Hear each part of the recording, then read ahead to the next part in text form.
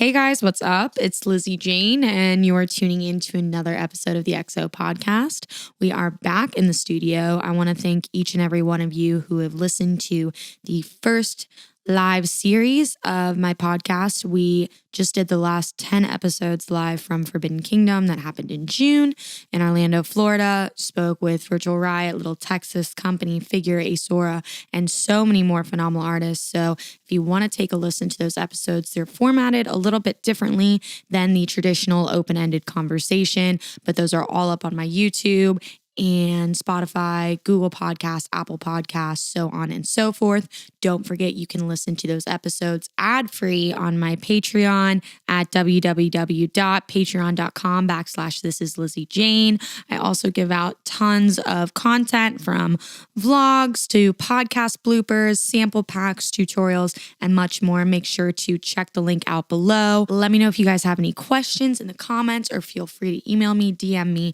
whatever is best for you. This week, we are back in the studio. I had a wonderful, critically acclaimed YouTube reviewer that goes by the name of Nawtystep. I've been wanting to sit down and speak with Connor for quite some time. I love his takes on things. I love how unfiltered, brutally honest, but respectful he is when it comes to commentary on EPs, albums, opinionated reviews, and so on and so forth. Thank you, Connor, for coming on. Don't forget to check out his YouTube channel, linked below. He posts videos almost every other day, so make sure to check that out below, as well as his Patreon. It Lives just dropped a guest mix for me on XO Radio number 99. We have a phenomenal guest for episode 100 of XO Radio, so make sure to check that out below as well. Don't forget to subscribe to my YouTube channel, follow the podcast, leave an Apple review, as long as you are going to be a sweetheart like I know my listeners are. Without further ado, I hope you guys have a wonderful weekend. This is Lizzy Jane, and you're tuning into the XO podcast. Thank you for coming on. I greatly appreciate it. Absolutely. Nice to meet you. So it is 6 o'clock your time, correct? 6 o'clock, 6:01 right now. Absolutely. Beautiful. Awesome. So where are you from? Where am I from? Yes. I am in London. Okay, great. North of London. Have you heard of, are you familiar with London? A bit, not quite. What I know about London is from Pat and Josh from Nawtystep, and that's about my insight to London. Yeah. I mean, I live just outside of a very famous part of London called Camden. Okay, I know Camden. It's where a lot of teenagers congregate mostly. Yeah. Just walking around like stalls and stuff like that. So it was a big, massive part of my childhood. But yeah, still living around there, just outside. Yeah. That's awesome. How's everything going in retrospect to COVID quarantining? I know it's a very different state than what we are dealing with here in the United States right now. Yeah, I mean, at the moment, we're just kind of, I think, in a similar situation to you guys, in that, we're slowly getting out of it. People are going out now, going to clubs, going to events, all that kind of thing. Okay, well, that's amazing. Yeah, I mean, that's where we're at. Like, festivals just kind of slowly coming back and stuff like that. Cases are, I think, steadily at the moment on the decline, but that could be a thing of people not actually reporting them. So, Yes. it's, that's kind of the situation we're in right now. Is I think there are a lot of people in this country who are just very much fed up with the situation, to the extent that they don't even want to, have the NHS app on their phone and stuff like that, and they don't want to report what's going on, or they just don't, because we have this like pinging system here as well. Okay. So it's like if you've been around someone who might have it or who has COVID, you will get a notification through the app, or you'll get a text message or something like that. And if you get that, that means you have to quarantine and stay at home for a bit. Okay. But some people are just exempting themselves from that outright, so they don't have to know about it at all. But well, in the long term of things, I think that's not for the better of the overall good. However, I think the same thing did happen here where we just reached a threshold. Of course, we were not as organized as you all because we just have way more people and we're so divided and all of that stuff. I'm sure you see it and have read about it and such, but we reached a point, I think, shortly before the vaccine started to roll out where everyone was just over it. They were done. And I think the problem with us is because we're so divided politically is I live in Florida. So I live in a state where our governor is like, there will be no mask mandates. There will be no, mandatory testing, mandatory vaccine proof. And then, you get compared to somewhere like New York, where you have to have almost a vaccine passport to go into clubs and restaurants and all of that. So it's just a crapshoot right now. I just really hope that the general consensus can eventually come to the conclusion that we need to get vaccinated in order for things to, keep happening. Yes. Absolutely. I don't want to freak you out, sorry, right now, but I did just change my my input for my audio. So now that's fine. It actually sounds way better now.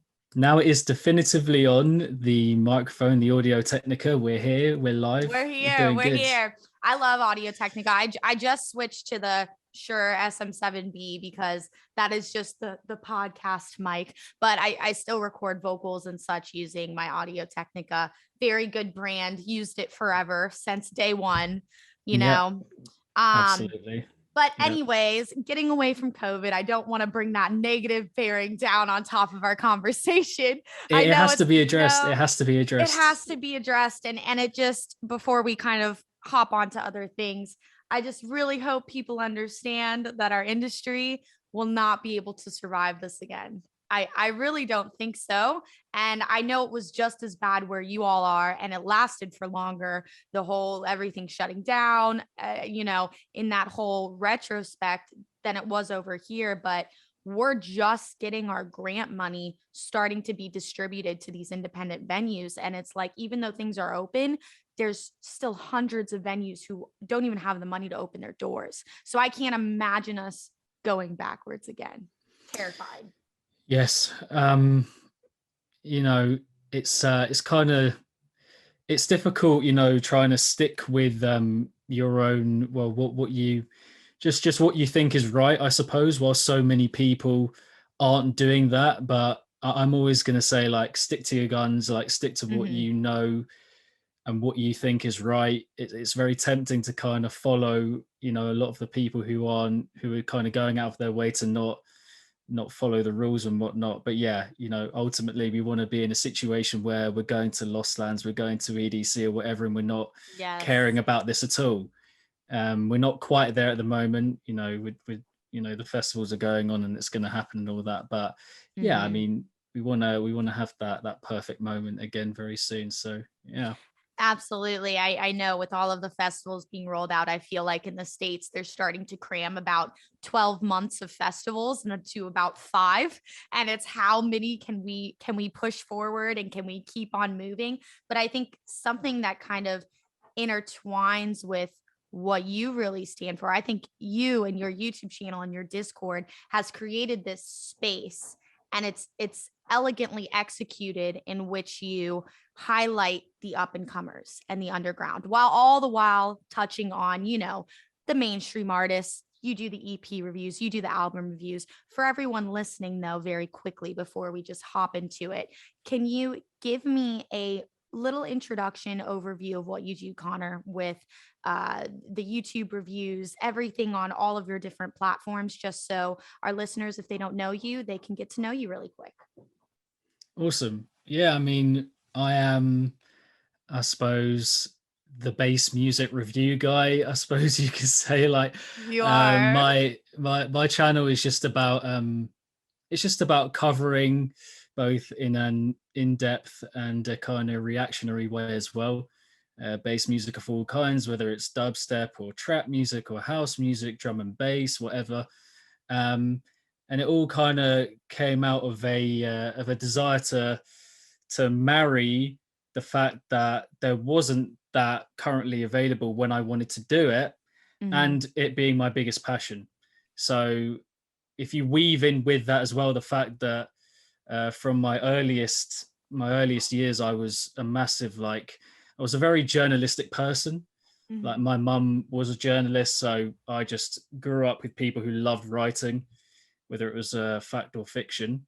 And yeah, I just basically over time realized that there wasn't anyone covering that music in that way. And Correct. so I was just like, I am going to be, well, I want to be the Anthony Fantano of, this music. Do you know what I mean? Like, it became a thing of becoming aware of people who were doing it for other kinds of music, and then just, again, not finding anyone who's doing it for bass music, and then just connecting the dots, putting two and two together, and being like, yeah, I'm going to start a channel where I cover these genres in a very analytical, in-depth way. And here we are. That's me, essentially. I love it. And it's, when I've watched your videos in the past, do you have any background in musical training or production knowledge? So I used to play the piano and the guitar. Okay. Awesome. I had lessons in both, but I didn't carry them on for long enough, and I wish I had. Mhm. My dad was like, he was in bands when he was younger. He was touring and all this kind of thing. This was Awesome. long before I was, I was even a thought in his imagination, Yeah. But then yeah, after that, just kind of started listening to music more and more. I was producing in a trio for a bit, Okay. with two other mates from school of mine. That was great fun. Kind of learned what that was all about. But then, yeah, I just slowly realized that I had a lot of opinions. I had a lot of opinions on everything that I heard. So there was, I was writing a blog as well at the same time, in the midst of doing the producing, the instrument playing here and there and whatnot. And then I just kind of realized that people don't read anymore. So I was Mhm. like, YouTube is very much the place for reviewing. And then, yeah, Yes. became aware of people like Fantano, and also Landon Remixes, actually, someone who I'm very close with now, who was covering different kinds of electronic music. There was a bit of crossover, but I essentially just became aware of other people doing it, and I was like, yeah, it's fine that people don't read as much anymore. I wanted to carry the blog on as a kind of written thing, but YouTube was just so much better for getting the views out there, getting the opinions out there. And so, yeah, it was just a pretty straightforward situation, basically. Yeah, absolutely. I just wanted to ask that because when I listen to your views, whether it's the opinion-based pieces or the EP or live track listen throughs, you use very technical terms here and there. So I wanted to know if there was a little bit of background there. And it sounds like you come from, quite the creative family, which is awesome because then hopefully, on the back end, they're supportive of what you do. Because I've talked to artists as well as, industry professionals where their parents are all in or their parents are like, what the hell are you doing? And and it's Absolutely. always, yeah, it's always interesting to hear about someone's background. And YouTube has just become quite the platform where you mix consistency with quality and you just have patience and time, and it builds and it builds and it builds. And the first time that I discovered you was actually over COVID when we were all locked inside. So Oh, how really? long? Yes. So how long have you been building your page for? So the blog started, which was also called Nawtystep. I was going to ask that. Yeah. Yeah, the blog started in around 2013, but it was very off and on. So at that point, I was just about finishing school. Um, and that was when I was really getting into electronic music properly. I was like, wow, this is like a massive passion. I'd written about football, or soccer, as you would know it as beforehand. But yeah, I just kind of the passion for music just kind of took over. And then it was very much on and off, and I went through university and all of that, not being able to start the YouTube channel because I just didn't have time. Like, I was doing a degree, and that's very time consuming. But then, in at the end of 2017, it was, I was like, well, midway through 2017, I was like, I'm going to start the channel on this exact date. I'm not going to tell anyone about it before, so that no one has any kind of preconceived notion of what I'm going to do and what direction I'm going to take in my life. Big announcement, all that kind of thing. All very exciting. And then, 27th, I think, of December, June 2017.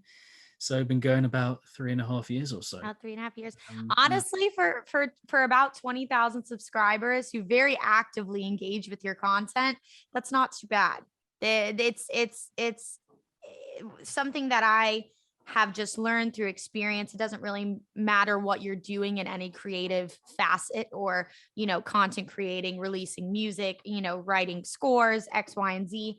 It's just all about time. And it really, you see people who are, especially in an artist's view, oh, they popped out of nowhere. Oh, I've never seen them before. Da da da. That's about 10 years into their career. And that's Absolutely. about, so it's very interesting to see everyone's backstories and the way that you just kind of found this niche. And I think especially with the way our industry is progressing right now is because there's so many YouTube reviewers and there's so many artists and there's so many, creative designers and visual artists. It's finding that niche that's making what you're doing unique and finding what somebody else isn't covering quite yet. That's why I started this podcast. That's why you're covering bass music, and then you realize that even though the following isn't, this huge sea of people, it's I've always said that I'd rather have a smaller group of people like live or die for the things that I'm doing than try and appease everyone, because at the end of the day, those aren't going to be the people who are fully invested in you and your music or your channel growing, Pretty much, yeah. I mean, you genuinely have channels out there, regardless of whatever kind of thing they're going for, that have hundreds of thousands of subscribers and they get 2,000 people watching every video. So it's like exactly what you're saying. Do you want to have a load of these people could be bots as well, these subscribers? Do you know what I mean? Like absolutely. they could be bought. So it's like, do you want a real community of people that are going to comment on pretty much every video? They're going to engage in the discussion. They're going to wait for your videos. They're going to just love being a part of that community. Or do you want the opposite of that? And obviously the answer is the first one. So yeah, we're building a community of essentially people that love to talk about the music in a very in-depth and also respectful way. I like to preach the thing of, obviously I'm not going to make people say certain things or whatever, but I like to be that person saying, I don't want to see you writing trash or garbage in the comments without, giving any kind of context or reasoning for why you think something. It's all about, having the artist in mind when you're saying what you're saying. You can say what you think, because otherwise I'm not sure there's a point in saying something if it isn't actually what you think. But yeah, we're just trying to build that community of people who really want to talk about the music and say what they feel, and in a respectful way, and Absolutely. people latch onto that, because it's like there isn't, or there hasn't been a space for that. Up until now it's been 4-line paragraphs on EDM websites, like, and that somehow constitutes as a review. Do you know what I mean? So I'm reading that and I'm like, blimey, like I could do a job for that website. Do you know what I mean? But on the other hand, I can just try and carve it out myself. And that's essentially what I've done and what I'm about, what I'm trying to do. Absolutely. And it takes like more, I would say, like gusto to do it that way. But the long-term lineage and development of you doing your own path, I think is going to be so much more fulfilling than you receiving a one sheet or a press release and then just rewriting it, because that's what unfortunately the majority of the sites do. They get the press release, you get them all the time too, I'm sure, for YouTube reviews. And then we just live in this time where one, people don't read as much, even though, the press coverage is important on my side from what I've understood for verification and for coverage from bigger articles and bigger sites like Forbes or, Mm-mm. like Billboard and such.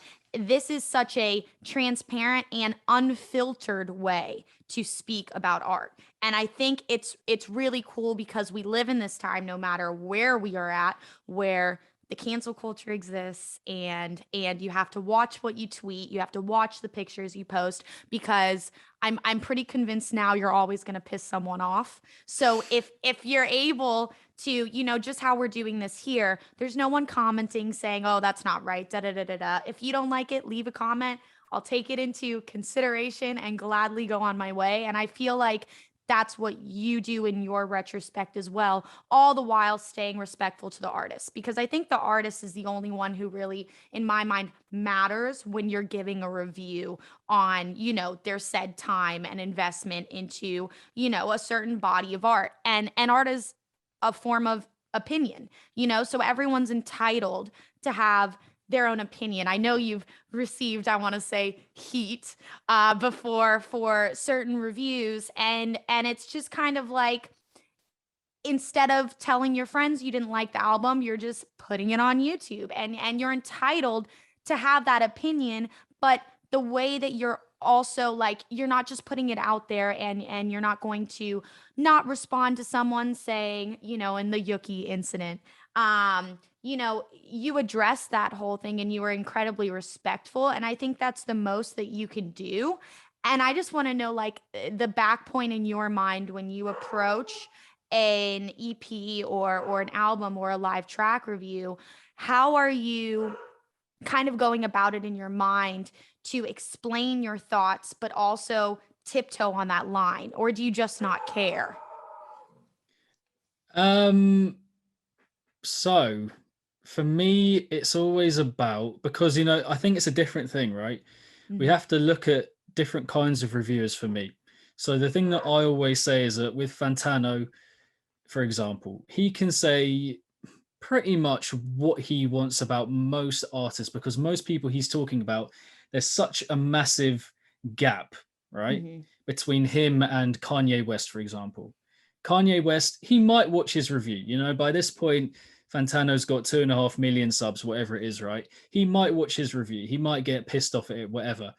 Ultimately, there is that disconnect almost, to the point where Fantano probably, well, definitely does feel like he can say whatever he wants. He can be as rude as he wants, blah blah blah. The difference with me, right, is that I can contact anyone that I review very easily on Twitter, and they will probably see it and they might reply. Mhm. So, obviously you get the bigger ones like Skrillex or whatever. But for the most part, all the people that I talk about, whose music I talk about, they are within reach very easily. Do you know what I mean? So for me, it's just a thing of always keeping my kind of credibility as someone who is a reviewer, and always having in my head of, there is no point in you doing this if you're not going to say what you actually think. It's not doing anyone any favors. But at the same time, you do have to respect the fact, sorry, that these people spend days, hours, weeks, months putting together this stuff. Ultimately, it's for them. They put it out there, but they're making the music how they want to make it, and you have to respect that. So it's Mhm. always a thing of saying what I want to say and having that in mind. And that results in me, sometimes coming off a bit abrasive. But when I do come off a bit abrasive, I can be a lot worse. I'll say that. I can be far, far worse. So me not being that, like with the Yuki example, there was a part of me, there was like an hour or so where I was writing it, I was putting down notes and stuff, and I was like, at this point, I can either decide to really, really go for it and like lash out, right? But I'm not Mhm. going to, because ultimately, these people spent time making the music. They're not making it badly on purpose. Do you know what I mean? They're trying to do it as good as they can. They're doing it, with their fans in mind, with streams in mind, all this kind of stuff. Yeah. So it's always a juggling of, again, saying what I want to say, and having in mind the fact that someone actually spent time making this for them and for other people. So that's it. That's the balancing act right there, I'd say. It's like finding that happy medium ground where you're still, exactly what you said, holding your credibility, showing you're transparent to your channel and your following, but all the while being like, okay, this is my opinion, and the other side of it is these guys made it for themselves, and I think that's super important at the end of the day too, because I think right now what we see is a lot of artists trying to hop on to these trends, and they're making things that they don't necessarily maybe like or are fond of. And I sat down with Figure the other day and we were having this conversation about the trends and such. And he's just, he stated, by the time you master a certain technique or you learn how to make a certain subgenre of music, looking at specifically, let's say, the future rhythm wave that's come about in the last year, by the time you master it, it will be already past. And it will be, it will be that when you try to release something that's only a trend, you put a timestamp on it. And when that trend is gone, the song is done. And he said, so that's just why you have to just figure out what you want to do. And it takes a long time. I think seeing the evolution of an artist is very exciting. And I think we're getting to this point. I always use like Getter's Visceral Project as a perfect example. We're getting to this point where artists are becoming less and less afraid to be like, okay, I made this, I did an album with this. I spent the last 5 years of my life specifically developing this genre, and now I want to do something else because it is for me, and they're becoming less afraid. And have you seen artists that you've reviewed over the years start to make those transitions to new genres? Absolutely. And I love it. I'm all for, to me, like, experimentation represents being free with your artistry. Do you know what I mean? What Mhm. you were just saying there about people feeling like they have to adhere to certain trends and stuff like that. I mean, of course I get it. Ultimately, everyone is doing anything for or with good reason, with a good goal or a good end in mind. They're not trying to piss people like me off, or people Mhm. that are annoyed with the whole trends and tropes kind of thing. They're doing it for a specific good. So you have to kind of, as the observer of that, as the listener of the music, you have to think about what is the reason that they might be doing that. That being said, of course, I absolutely love it when an artist branches out and just, does something a bit different, because yeah, to me that represents them being like, fuck it, and feeling confident in, in what they want to do, and just branching out a bit, doing whatever. um I think a good example is the new Must Die album, because there's just It's so many phenomenal. different. Yeah, it's very good. I think I'm realizing the more that I listen to it, how much I enjoy it. But there's so many genres going on. It's a madness. Like, when you think about, when you listen to it from start to finish, it's pretty crazy the amount that's going on. And so Mhm. to me, I'm hearing that, and I'm hearing the stuff he was putting out before. Um, Post Death and Magic, there's a little period where he's doing a lot of quite like thinned out dubstep, glitchy kind of style. Then a bit more bro steppy kind of stuff back into that. And then from there, there's just a load of experimentation. And to me, that is what that album, Crisis Vision, represents. It's just like him, maybe quite possibly during lockdown for the most part, just allowing the artistry to run free. And it's awesome. Like that's kind of what I want to hear, again. Definitely. Like, I'm always going to be well, not always, there are some exceptions, but for the most part I am for, at least I understand people doing what they think is working at the moment and what the trends and the tropes are. I'm always going to have the thought of, yeah, it's coming from somewhere. There's a certain gap maybe that needs being filled, that's maybe making it a little bit different to what everyone else is doing. But I'm always going to be pushing experimentation, and yeah, just being a bit more playful with creation, a bit more, I would say. Yeah, for sure. I feel like that's the only way that our scene moves forward, because it can become very stagnant. And I feel like you already see people speaking now, just because they're not digging deep enough, in my own opinion. But, they're back to, they were totally on the melodic wave, and now shows are back and festivals are coming back. And I just keep seeing over and over again, it all sounds the same again. It all sounds the same. And I think a lot of the reason why people may be stating those things is because I really think the people who are pushing the boundaries aren't getting booked yet. And they're not on that mainstream platform that's going to continue to be like, holy shit. I think of like Phonon. I think of those people who, yes, is it out there? Absolutely. Yes, is it maybe a little bit not listenable to the mainstream EDM fan? Absolutely.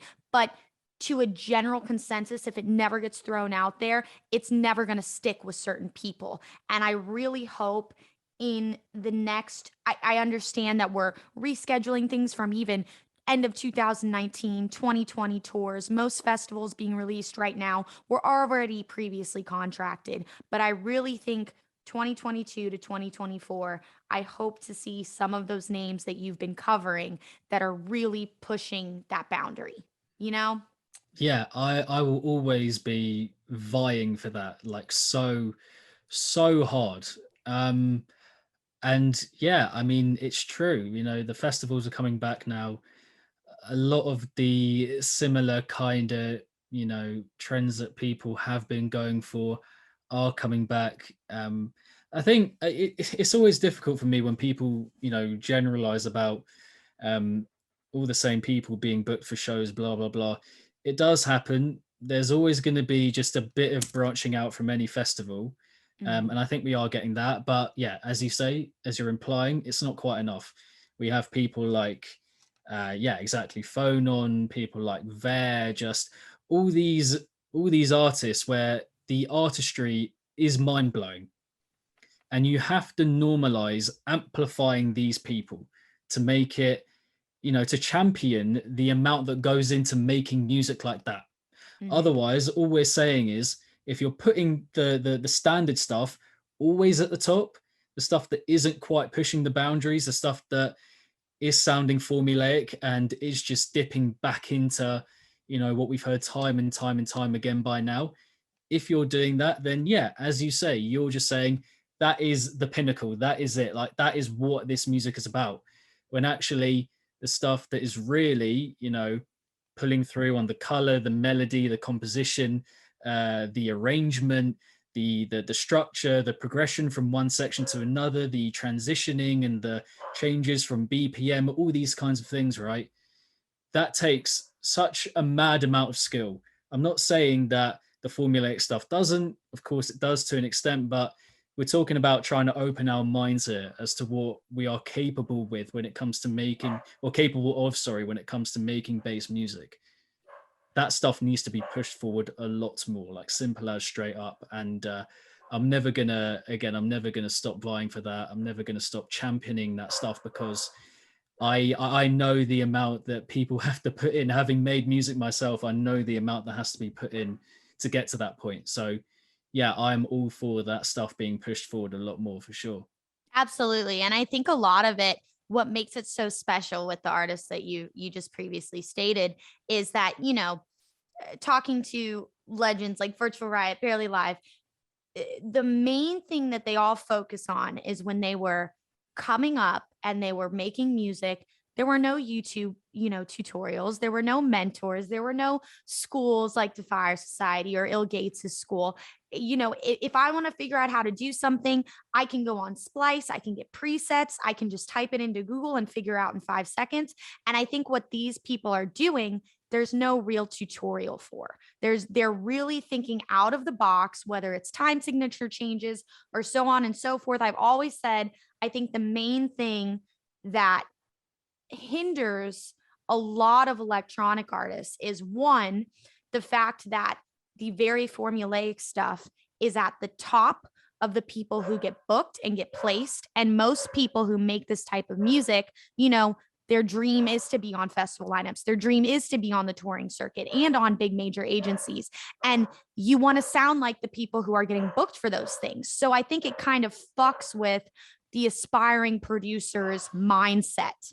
And I just really hope that it starts to, just a few people here and there. And I look at the power that some of these artists have, i.e., Sun Death putting Phone on all of his tour dates. I think when you have very large artists at that caliber and they push forward for certain individual artists that are making waves, doing very different stuff, that is how you get them to the main demographic of consumers who are listening to electronic dance music and bass music in general. Yeah, because you're saying by putting them on that kind of pedestal and that platform, you're saying this is the stuff to watch out for and check out. You're championing it. You're literally like putting it right at the top. Like you're saying, I mean, I'm not saying like headline them or anything like that, but I'm saying like at least in the like the second bracket or maybe even the third bracket. Do you know what I mean? The third band on a poster or whatever. But it's like, yeah, when the main names, when the kind of, I suppose, the main figures in a particular scene are they're in a big way, they are the spokespeople for a whatever kind of culture or kind of art. If you're saying, yeah, these are the people to check out, then people are going to be like, oh, okay, I might check that out. Then I might go and see something different whilst I'm at the festival. I might on a whim just check out something new, and that could end up happening for 10,000 people, and that's going to affect the streams of that artist. They're going to feel more confident to make more stuff like that, and then from there it just becomes more and more normalized. So I'm never going to say that I don't get why festival organizers, producers, whatever, will keep going back to that stuff that is like, the I don't know how I would even group this stuff together, but it's a lot of headbang oriented kind of music, shall I say. I'm never gonna say that I don't get why that stuff is put to the forefront, but I definitely am saying even more so, yeah, that we need more of the ambitious, out there, off the wall, crazy, wacky, unconventional music being really pushed forward in this scene, because honestly, it runs a massive risk as someone who is solely an observer of everything that's going on. I'm not an artist at the moment. I'm not, deep in the touring mindset or schedule, and I'm not kind of getting lost in the music making process. My job solely is being on the outside and looking in.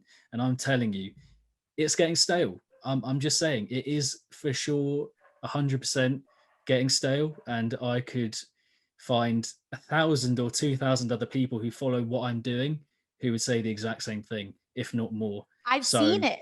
I've seen it on Twitter. I've seen it on Instagram live platforms. I've seen it in open, unfiltered conversations that we're having right now. And I think it's like the shitty end of it is that, from my knowledge and experience in the shoes that I'm in right now as an up and coming artist who, recently got picked up by a boutique agency doing X, Y, and Z, the big agencies run the whole game. You've got about 5 big guys. You've got Insomniacs, you've got United Talent Agency, you have Paradigm, who just got bought out by, I think, Was Talent Agency. And then, you have Disco Donnie. And when you, and then you have lifestyle events. And when you start to see the exchanges between these guys and where all of these artists sit on each agency, it very easily becomes explained as to why the lineups look like they do. And I think it's just as important as people like you, as regular EDM consumers. It's just as important for everyone to try and push for those new underground artists, because at the end of the day, if a large enough group of people want to see a certain artist, a promoter will make it happen. They will go out on a whim. I've seen it. I've seen it in venues I've had residencies at. I've seen it in venues that I've helped talent buy for. If enough people want it to happen, they will go out on a whim and make it happen. But the demand has to be there. It comes from that demand from the general consumer, but it also comes from like bigger agents and bigger management teams taking a chance on artists. And I think like I've seen that with people like More Kismet. Even Phonon got picked up by United Talent Agency, which is amazing. But there has to be the demand on the other side. And it's so hard to try and, just like you made that tweet the other day talking about how. Which one? I know. I love all your tweets and I'll go back and forth. It was actually one that I just saw while I was scrolling. I interacted with it. It was more so about, okay, I get that there's so many pieces of the puzzle that goes into being a successful touring artist, but the music should be the most important. And we're producers. So, in the general consensus of being a producer, you should probably produce your own music. And I think I commented that is something about it is that simple, and I wish it was that simple, but it's not. And I think I don't know if it's the brandability. I don't know if it's how easy it is to sell someone. But right now, what I see happening on the artist side of the industry is that, it's always happened, but I just see this importance of the music and the quality of it, the actual caliber of it, not the experimentation, not anything, but just like listening to the composition of it, the mixing, the mastering. It's just declining. And I don't really understand why it's declining amongst people who have existed for a decade and have been touring artists for a decade, and why this importance of quality is just starting to lack, while those other pieces of the puzzle, like the branding, like the looks, like the social media, is all taking this more important percentage. And I'm right there with you. And it's just very, everyone had so much to say on the industry side while we were in lockdown. And it's kind of just what my gut told me, that the second everything was going to open back up, it was going to go right back to normal. It was going to go right back to how it was before. Yeah. Which is obviously quite a depressing thought in a way, but it's not to say that we won't get to that point. It is very much not to say that we won't get to the point where it is a normal thing that in this scene in particular, but for music at large, the people who are that are getting the headline kind of slots are the people who, for a given year, are the people who are killing it the most.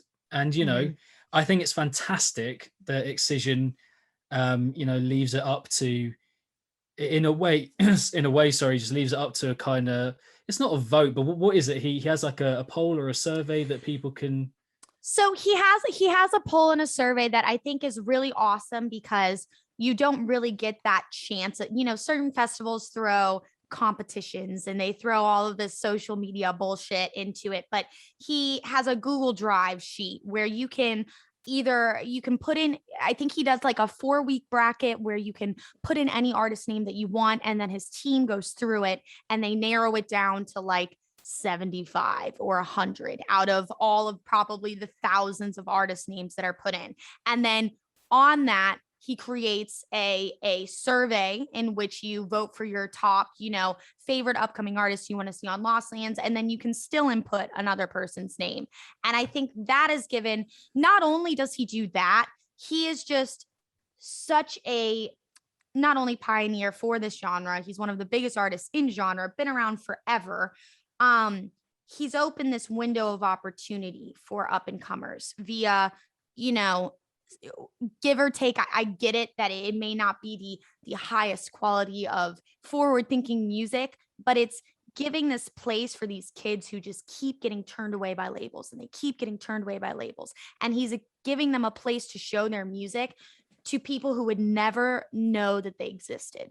And I think that's really beautiful, even if the music isn't top notch, because everyone starts somewhere. And I get it that, no, is it comparable to the quality of Disciple or Never Say Die or Monster Cat? Absolutely not. But it holds this home in this niche where, in 5 to 10 years, a lot of these artists on here, if they keep at it, they're going to be really fucking good. And that's what I think about it, because I remember I would watch your Subsidia compilation reviews, and I agree. And I think a lot of these artists right now are just finding their place, and they're trying out different subgenres of bass music. And I think the more that they just iron through and put their head down and keep working at it, they'll find what their niche is and what they want to do, but they haven't quite got there yet. Yes. And the hope is that, these people, which I'm all for, by the way. On the one hand, I've always said about, Subsidia and whatnot. I've always said, a lot of what has come from the label, especially right at the beginning, just felt a bit bloated with how much there was and how much was So much going on, music. and a lot of it was going for the same kind of thing. That was just my kind of take on it.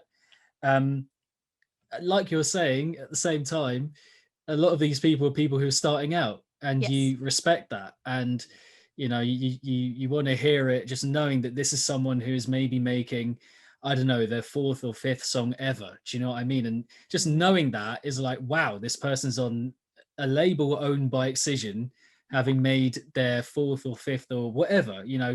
They're clearly at the beginning, and yeah, you have to kind of respect that and respect what Excision is doing with the label in that way. Even though, yeah, I think in quite a lot of ways, in quite a lot of factors and aspects and whatnot, the music that was coming out of the label, especially at the beginning, with that big announcement, the 120 songs or whatever it was, yeah, there was a lot of stuff that was, quite similar sounding, and the production wasn't all that. But again, you rein it back into the fact that it is a platform, as you said, for the people starting out.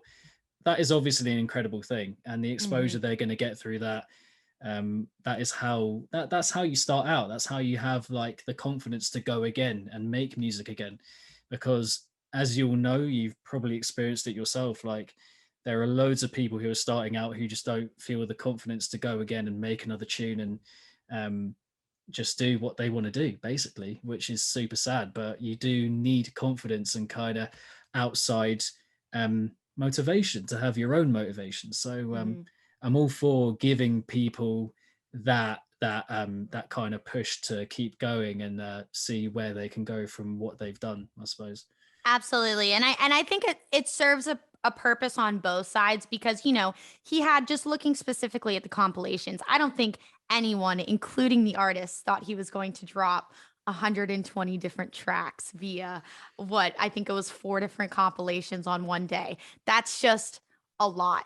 It's a lot. But I think, you had some established names on there. You had the bigger guys, you had OG Nixon, you had Bear Grylls, you had, people who were on the touring circuit. You had up and comers that had been, making waves during COVID.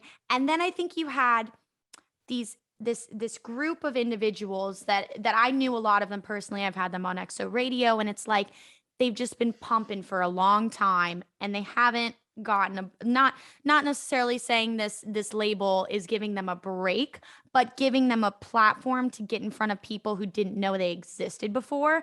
And then you have the newcomers, and you have the people who maybe knew someone with the label, or they knew someone here and there, and they just got the song in their hands.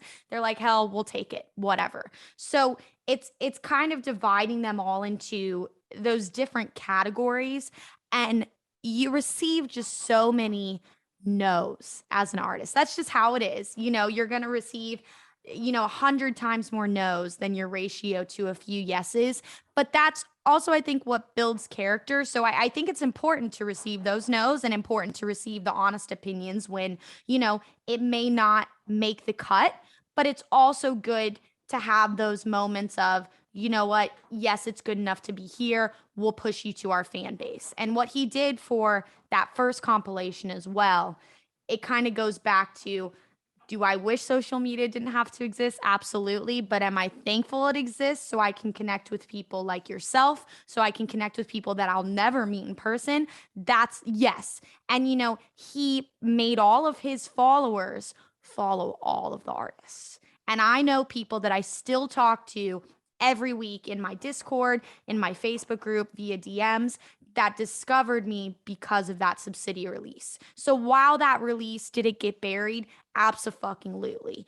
It gave me a chance to be exposed to people that now come to my shows, that now interact with me on my Discord, that have become part of the family. And I know I'm not the only artist that has, you know, fortunately happened to. So it's a, I think it's a weird situation, but it was something too in the light of COVID that was really cool, because I think if touring would have been going on and festivals would have been going on, it wouldn't have quite had the effect that it had, given that we were all locked in our houses at the current time. Yeah, he very much like saw that opportunity and just went for it.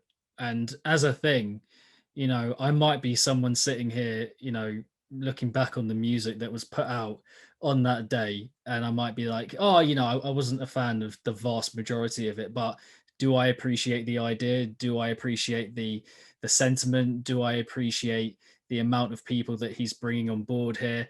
Absolutely.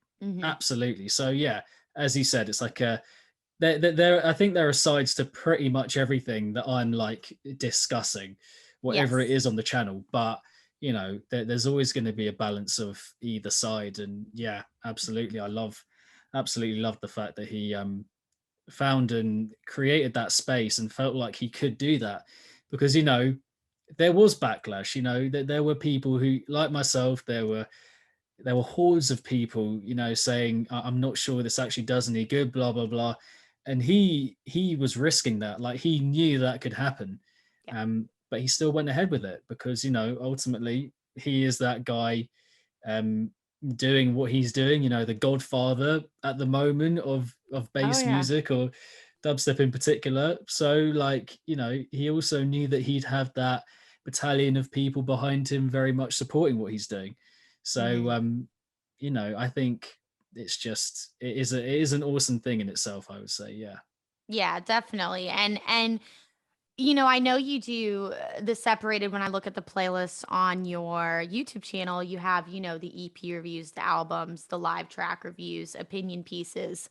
When you sit down, let's say, to listen through an album, I know you've spoken on it before via Twitter, social media outlets, that you really can't just listen to something once. I want you to walk me through your process, if you don't mind, that you kind of embark on when you are going to do an album review or an EP review. Is there just different outlets to the live review and the opinion pieces, or are you listening to something 10 to 20 times?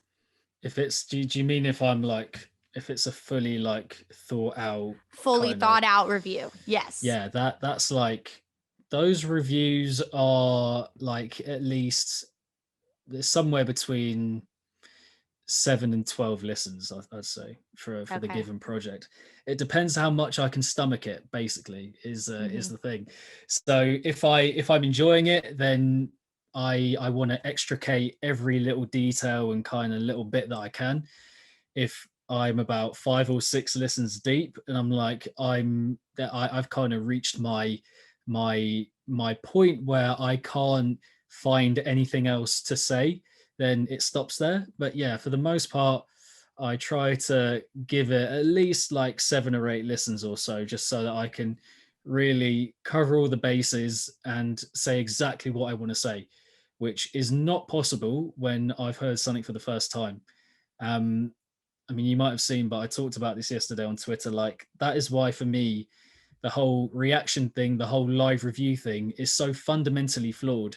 Is that, to me, it's never felt like a review. Do you know what I mean? Like, I call it a live review, but that's genuinely only because I find it a bit weird using the word reaction. Like, I've never quite sat with the word reaction when it comes to music. Like, this is music that, well, it's art that people have spent so long on.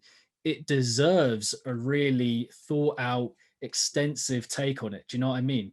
Me just sitting here with my speaker on, playing the music out loud and going, oh yeah, you know, I'm going to try my best to review it. And that's what I do. I try to make those live reviews as much, well, far more about what I'm saying than the reaction. Okay. so that that can shine through.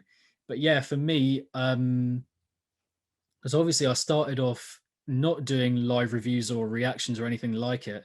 And it was only when I became aware of the fact that, this was quite a common thing for a music reviewing channel to do, doing that live review kind of format, that I started doing it. And people were just getting at me in the comments like, "Oh, why won't you just play the music, man? Just play the music so we know what you're talking about." My background, my introduction into this is watching Fantano just talk about something for 10 minutes straight. So I'm like, why can't I do that? Why can't I do that for dubstep or drum and bass or trap? Like, why is it that I can't do that? Is it because it's such a niche thing that, people are getting used to bass music being talked about in that way?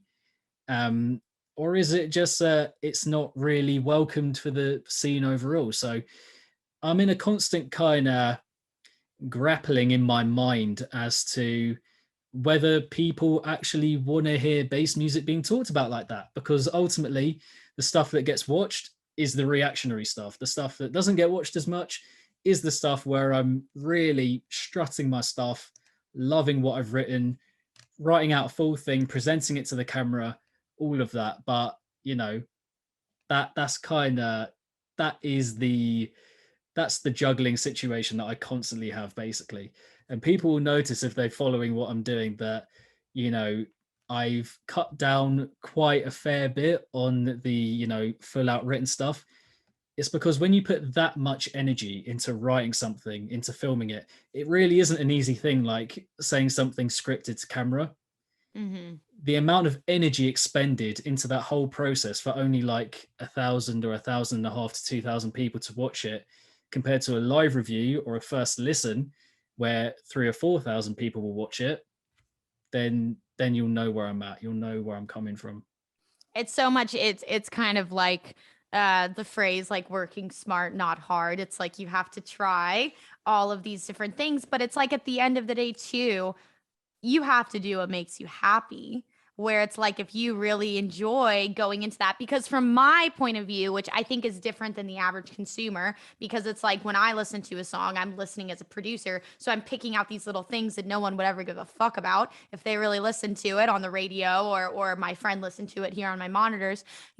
As an artist, I would want to hear you go all in on something that, a friend wrote, or something that I admire, or something that I wrote. Whereas maybe the general consumer, whenever I talk to people via consultation about branding or about marketing, it's like you have to write something like you were telling it to a 5-year-old who had a 30-second attention span. Because we live in a world where this is going off 24/7 and my eyes go here and that goes there and they just lose it. It's like if you don't have them in 30 seconds, it's done.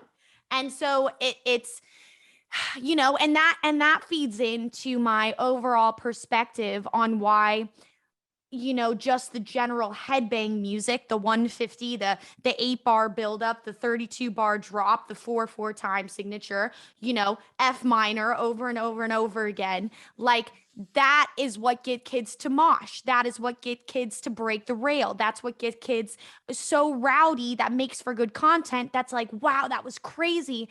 And then that in my head is goes back to the consensus of why everyone sticks to the structure to play at festivals. So it's all of this like simplicity on what people decide to, invest their time in. And to us, it's a career and it's something that we care deeply about, where when I get on stage, I know out of the 100% of the crowd, maybe 30% will go away remembering my name, knowing to look at my music, knowing to check me out on social media. The other 70% may be too messed up out of their mind. Maybe they're not interested. Maybe they're here to see someone else. And it's like finding that medium ground of how you can come across the most direct, clear way to grab someone's attention. And it's hard. It's rough. And I know that most of the people in the crowd too, like, were their escape when I go on YouTube and I watch videos, I'm either doing it to learn or I'm doing it to get my mind off of something and watch something that I enjoy, but maybe I'm not fully invested in. And it's a form of escape to me. Like, we're what people spend their hard earned money on from their 9 to 5, from whatever, to go out, have fun with their friends, and that's it. And I feel like you get a lot of that same crowd to be like, okay, like I'm down to listen to this guy review the album because I love this artist. And you have this spot where you can just lose people. And I go back and forth in that kind of concept in my mind all the time. Yeah. And I absolutely love that comparison with what you're doing, because literally hearing you talk about, trying to find that medium and that balance is like, that's just exactly what I'm going through. Every video I make, it's like, I know what I outright want to do, but at the same time, I have to factor in and I have to think about the people who are watching, the people who have got me in this position, the people who are subscribing to my channel and really pushing forward and championing what I do. So I completely and will always respect, finding that balance, because, I think it's want of people to, especially who aren't quite as involved in what you're doing. They're not in the scene. They might be a family friend or family or friends, sorry. And they might say, oh, well, just, you're doing what you want to do. Just keep doing that. Just keep doing it. It's not as simple as that. If you want to actually get your voice out there, if you want to be heard, then you have to again, find that middle ground between doing what you want to do and just, I suppose, satisfying people's, I suppose, more basic needs in a way. Do you know what I mean? If they, as you say, just want a bit of escape, if people are going onto YouTube, absolutely, and ultimately just to relax and chill out and watch something that they want to enjoy, having worked for a whole day. So that's on my mind as well. I want to make something that, whilst I want to say what I want to say and do what I want to do, I want this person to kick back and enjoy what I'm doing on the platform. So I mean, this might be a bit of a kind of reveal right now, what I'm about to say, but like, I'm going to be changing what I'm doing quite drastically going forward. Oh shit. But it's about finding, it is like what I've found. I'm not going to say it quite yet, but what I have found is that right way of doing what I want to do whilst making it super, I suppose, surface level enjoyable. Wow. That's exciting. Yeah, I mean, I'm very excited about it, and I hope I just find all the right elements for it so that it can work.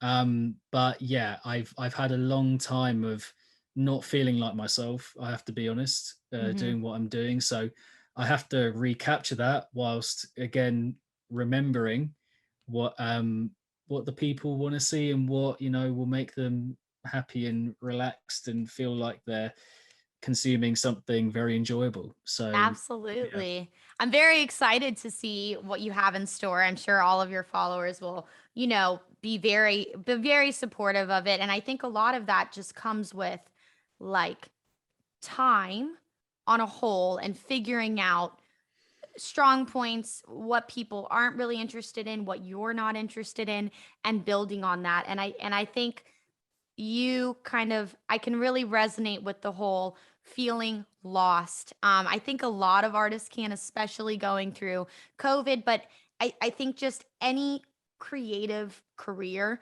you have this huge facet of vulnerability that can not only kind of get the best of you, but it's very much so this lifestyle that, the life that we live as artists, the life that you live as a content creator, compared to the average person's daily life, it is not realistic. It is not normal. We don't lead a normal life. So a lot of people can get lost in the day to days of being a touring artist, of being a content creator, and it's very hard to find that grounding sometimes, because I feel like I see it over and over again, and I'm so thankful I kind of have this division in my life where I have people who I can confide in that are so far from the electronic realm that I'm very glad, and I almost sometimes value their opinions more than people who exist in this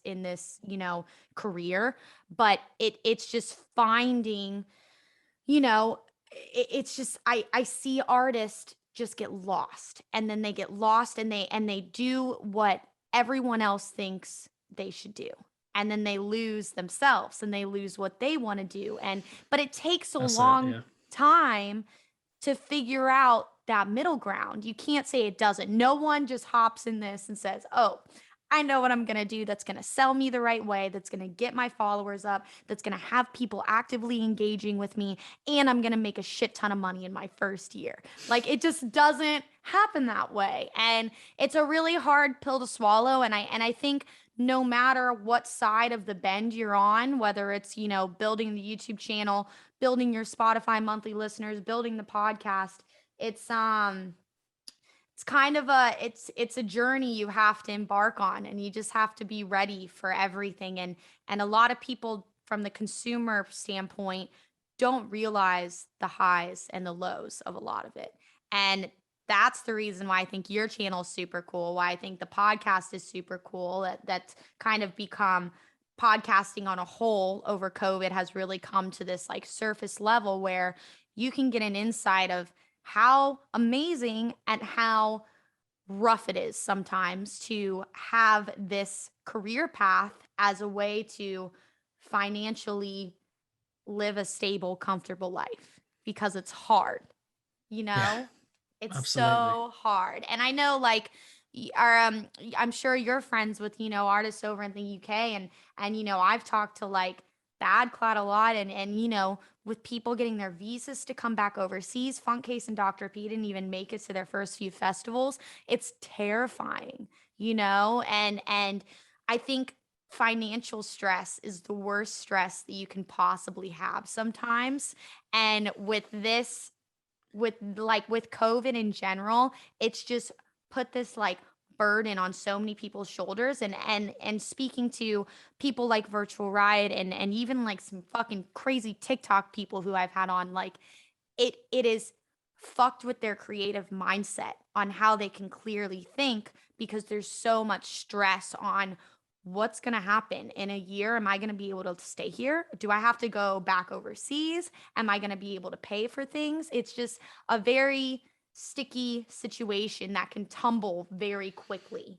And yeah, it's been a very interesting year. And in my mind 2 months ago, I was like, okay, we're seeing the light at the end of the tunnel. And now I'm like, can everyone stop being a fucking idiot and just like do the right thing? Because we just can't go backwards again. And I think that just feeds into everyone's development of their own project, because we're not living in this kind of traditional structure where we have our to-do list and we cross off the things and we get it done. It comes a lot from where our mental stability and mindset and where the people around us are sitting, in order for us to create quality things that people are going to choose to look at. And I think that it's like, I see artists complain all the time, I only got 1,000 listens, I only, X, Y, and Z, I only have 2,000 followers. And I'm like, dude, 1,000 people went out of their way to listen to your song. Like, that's huge. That's huge. Like, and 1,000 people to listen to a genre that's not even really relevant in the mainstream of music. And so you just always have to look at the glass half full rather than half empty in these kind of, I think, life environment situations, or you're not going to make it through. Because I've just seen it eat people up, and it's so sad, especially when they have something wonderful to offer. Yeah, completely. We are so madly exposed to, people who we just assume have gone from nothing to everything so quickly. And these are people who have millions of followers or whatever, whether it be YouTube or TikTok or whatever. And that's the standard that we hold for ourselves. Whereas ultimately, these people have, TikTok's a bit different, because TikTok is like viral success quite quickly. That's like, Yeah. it's a phenomenon of an app, right? But for the most part, you're working years on end to get to that point, whether you're a singer or you're an artist, you know, whatever kind of medium or whatever, even in more normal jobs as well, like anything corporate as well. But it's a thing of working your way up. And so the fact that we're so readily exposed to all of it just means that that is already, as soon as you see it, it's in your head as a possibility of something that you could have. Yes. So the worst thing that people always say, the worst thing you can do is compare yourself to people. And that is absolutely, I will always stick by that, because there's always going to be someone who is better off than you in some way. You're going to be better off than them in some ways that you won't realize. And so it's just a thing of, yeah, becoming aware of the fact that this is not always going to be, or it never really has to be, a benchmark that you have to align yourself with and kind of compare yourself to. You've got your own journey, you want to do it your way, and you know, that's always what it should be about, and not, you know, thinking too much about yeah, just the absolute pinnacle, if you're nowhere near that in terms of how much you've put in, if that makes sense. So yeah, it sucks that we are exposed to that much, like that much kind of coverage, I suppose, and following, when you know, for the most part, when we're starting out, we're just never gonna get anywhere near that. It's all about making the way there and stuff like that. So but it interests me with, so hearing you kind of talk about artists going through what they've gone through and stuff like that in the last year or so, like how, for you personally, like your own experience, how I suppose, how did you find it, or have you had, I mean, there might be stuff that you don't want to talk about, obviously, but you know. It's very interesting, kind of just touching on what you just said, and relating that into how my last year has gone. I'm in the position where, alongside a lot of my, other colleagues who are producers that I like really have confided in, I've learned from them, they've learned from me X, Y, and Z. A lot of us were reaching this point where we were breaking out regionally from our state, from, our market, right before the pandemic hit. So, me personally, I had dates with Black Tiger Sex Machine. I had dates already set up with Riot 10, and you just watch it all go away. And I just remember I played a show it was just as I was starting to play out of state. And you just start seeing the emails come in, and you start seeing people say things. I remember when it was December 2019, I was sitting on the couch with my boyfriend. We're both Reddit heads, so we go through Reddit, we do all of that stuff. And he said, look at this video, like this is fucking crazy. And it was it was just a pedestrian in Hong Kong just passing out, and then people in full suits, like we see some people now with the face shields and all of that stuff, coming out, grabbing the guy, taking him into the hospital. He was in the waiting room. And I just remember my boyfriend saying, what if that comes here? Like, what if that becomes a thing? And I was like, oh no, like da da da da. And then you just start seeing in January, you start seeing more articles about it. In February, you start seeing a little bit more about it. And I remember March 15th, I got a call from my agents, got a call from management, said, okay, you need to start preparing, because this is going to be rough. And I just can't imagine. It taught me so many life lessons that I could never, and I think a lot of artists say the same thing, at least people who do this full time, is that you could never look back at the last year and say, wow, that was great. Because it wasn't. It was fucking terrible. It took away so many people's livelihoods. It closed down so many amazing venues. So many companies went bankrupt in every industry, not just entertainment. It just happens that we work in one of the only industries in the United States that have a shit union, and most of our people do not vote. So no one gives a fuck about us. And so where you saw these people getting help via airlines, via, the big corporations, Amazon, Walmart, all of those guys, we were kind of left in this dark area of, you're around the most people, so you're the first ones to be affected, and you're going to be the last ones relieved to go back to your job. So a lot of us, I think a lot of people who are real artists, and when I say real artists, I think that this facet of music, electronic dance music, is one of the only genres in which you can really fake it until you make it. Because if you're in a band, you're playing an instrument. If you're a singer, you're doing that stuff. Yes, you have huge teams behind you, but you're almost a triple threat. You're doing the choreography, you're doing probably acting, you're singing as well. And here, what I see more than most is that people fall in love with this lifestyle from afar. And then they really just fall in love with this desire to live the life that they see on social media. And if you know the right people and you can really just finesse with the amount of the right amount of time, I've seen it happen. And it's really sucks and it's unfortunate because I know so many producers who are so incredibly talented, who have less than 1,000 SoundCloud followers, less than whatever followers, no team, X, Y, and Z. And I'm playing all of their music in my sets while I see people who are, ghost produced for, and they're on these touring circuits and they're on every major festival. And you're like, what is going on? Is the simulation broken? But that's just how our industry's wheels turn. But if you're a real artist and you make your own music and you do this full time, I think a lot of people put themselves in a box where they don't realize how much you can actually do with the knowledge you have as a music producer. So like for me, I did Foley sound for independent films forever.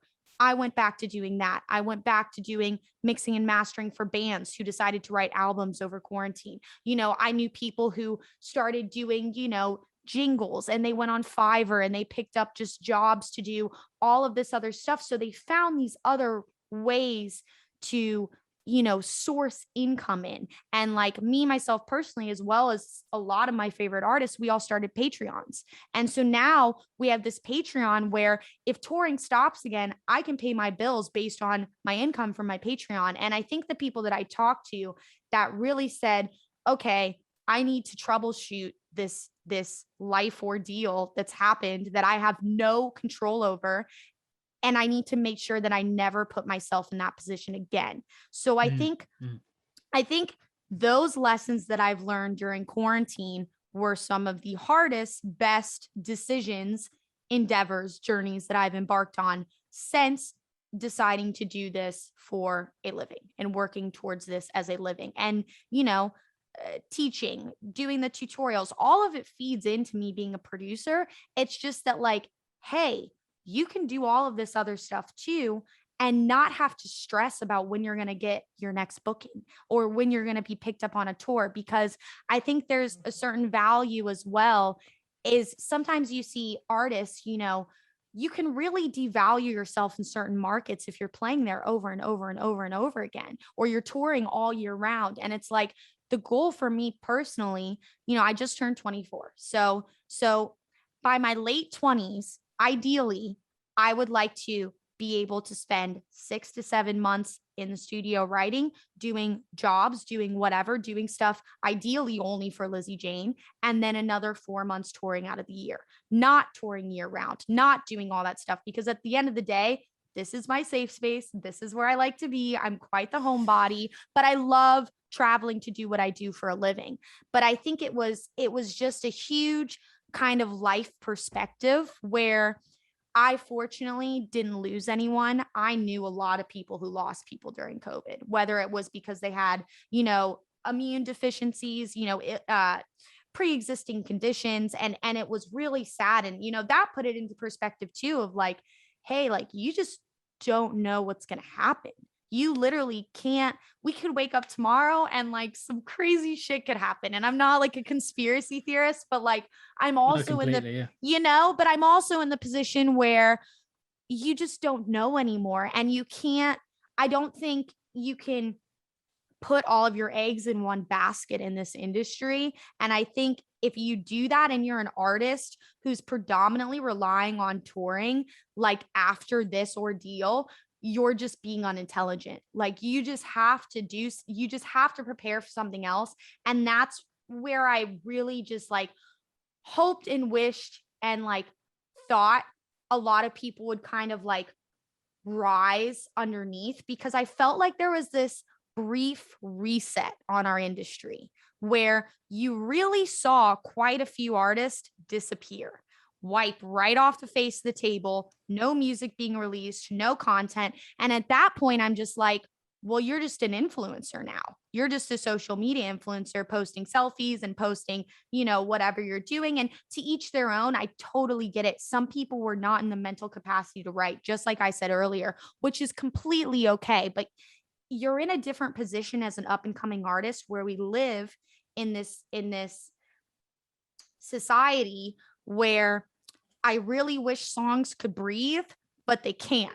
And I think you fight for that. And I think the more that artists can kind of put their foot down and be like, hey, I just spent 2, 4, 6 months on the CP. I'm going to chill for a while. This is what you get. Enjoy it. Listen to it over and over again. I think maybe a few levels up from where I'm at now, that'll be okay. But when you're an up and comer, you have to just be so on top of your game if you want to be noticed, because there's so many of us right now, and there's so much like bullshit that you have to fight through. And it was in my position where, I'm always learning. I'm never going to stop taking lessons. I give lessons every week. I take lessons every week. It's just a part of like being like having your chops up to cue, learning about new techniques, learning about X, Y, and Z, and applying them to the music you're writing. But I was like, okay, you need to find another way to stay relevant in the audio industry and not have to output music that you're not happy with.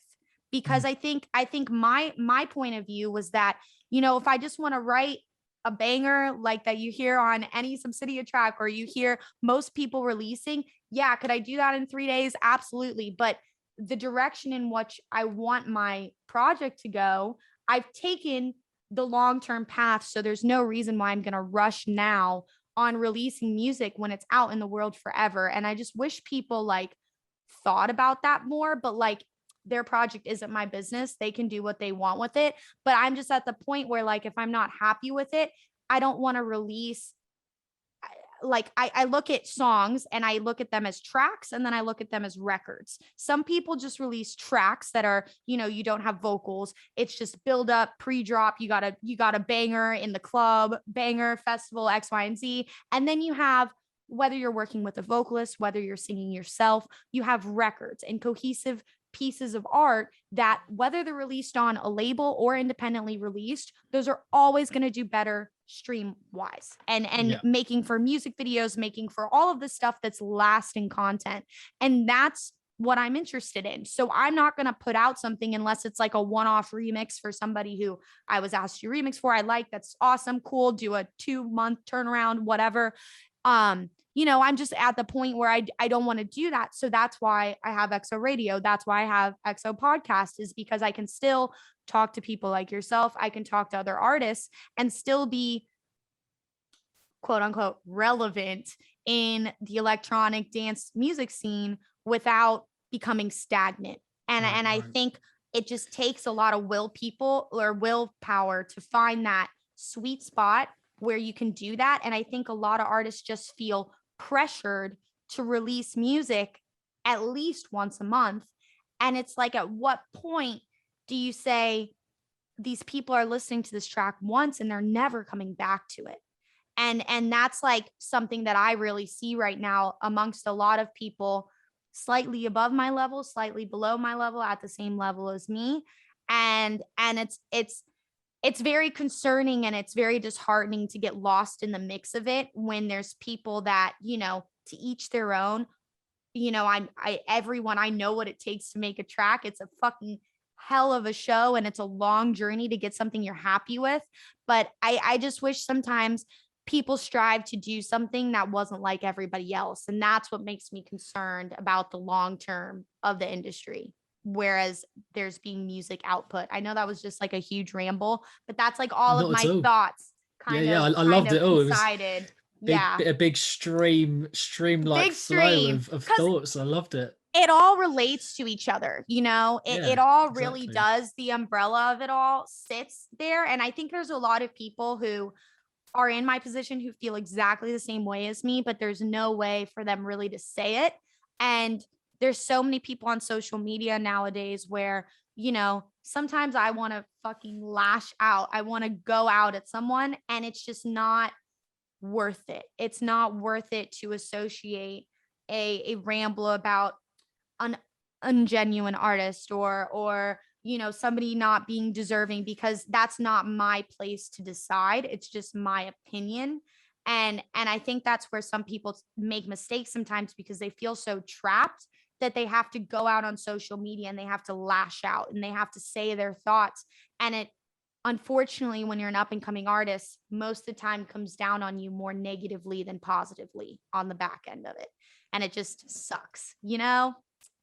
For sure. Although I think there are people who, not to say that I stand for it, but there are people Yeah, who have gotten their name out there by being vocal, I do by agree. saying what they think, right? Hmm. Um, you know, some of them, like Mr. Odd Prophet, the legend, Toby Oh, himself. yeah. But you know, he's already on Never Say Die. Do you know what I mean? Like he's already Yeah. he's there. Like he's doing his Yes. thing, but he has his thoughts. We all know that my guy has his thoughts. Like, Yes. but Yeah. there are people who are. It's like I'm thinking about, damn, like how do I know that producer? Like, oh, I've just seen this producer on this compilation. Like, where do I know their name from again? Oh, it's because I've seen their rambles on Twitter just going off on specific things. Like, Yeah. okay, so that is quite clever. Not to say that I stand for it, Mhm. but it happens. Like, it's a thing. People do it. People do it. Oh, yeah. People do it. But on the subject of people who are, you know, maybe up and coming, you know, I would always say that if you're feeling like you really want to release a track genuinely, like every month or every couple of months, the thing for me, obviously I'm a bit of an exception, like I'm a reviewer, but there are way more people than you think that are like me, and that take, you know, they take notice of everything. They really pay attention to what's going on and how much effort's being put into the music. They might not like it on a kind of surface level thing, but they really notice when a lot of time has been put into something. For me, I've got, probably there's maybe around, I don't know, 4,000 artists that I've kind of got circulating in my head at once. Mhm. So if one time, like one little chemical reaction happens in my brain and I'm like, oh, that producer hasn't put out something for a while, I wonder what they're up to. I kind of know that we're going to get something, even if I might not like it. I know that it's going to be something that they have spent time, you know, putting the work in, putting the graft in, all that kind of thing. I'm gonna, by virtue of that, for me anyway, this is just me, but I am going to respect that quite a bit more. And I understand the whole thing of wanting to put out music constantly, and you have to, you know, keep people aware of what you're doing and your name and your brand and all of that. But that kind of the artistry is like you just forego the artistry by doing that, because Mhm. you're working to deadlines, you're working to other people's desires of what they want you to do, as opposed to you really letting the artistry flourish and, like, you know, bloom and whatever. So for me, when I hear another name again out of nowhere, I'm like, oh, okay, so they are actually working on something. They're not just like gone forever. And instantly, I'm like, even if I don't like it, I'm going to listen to this thing at least 10 times, because I know that the time and the effort has been put into it. And I'm going to expend as much energy as I can trying to get it if I don't get it the first few times around. So trust me, this goes out to anyone who is up and coming and watching this, like yourself, or like anyone literally who might be watching this podcast. Like, there are people there are people out there who notice the time and the effort and the energy put into the music. I promise it. And I just, it's something that I have to say, as someone, I suppose, doing what I'm doing, but also just making the people who graft endlessly and who work tirelessly trying to make their music sound how they want to make it, but also make it sound good for a general populace. You know, there are people out there who are very much paying attention to the craft, the energy, the time spent. Like, I can promise that. See, that does make me feel a lot better, because sometimes you know, I'm in this circle where I was never like a huge like raver or like forgoer. Like I've always enjoyed, like I went to like metal shows, post-hardcore shows growing up, went to a few raves, and I was like, okay, like I really enjoy making it and I love the environment, but I don't like live for the candy and I don't live for like certain things. And but like it makes me really happy, because sometimes I think as an artist you feel like those people don't exist, and you're like, I'm taking all this time to craft something and do something. And especially when you're a bit newer, you know, it's not like Porter saying, all right, guys, I'm taking a 10-year hiatus, 5-year hiatus. I'm going to write this album and it's going to be just the most amped up thing, and all of this gusto behind it and all of this hype behind it. You know, as an up and coming artist, it's like, okay, I hope the time invested will be worth it.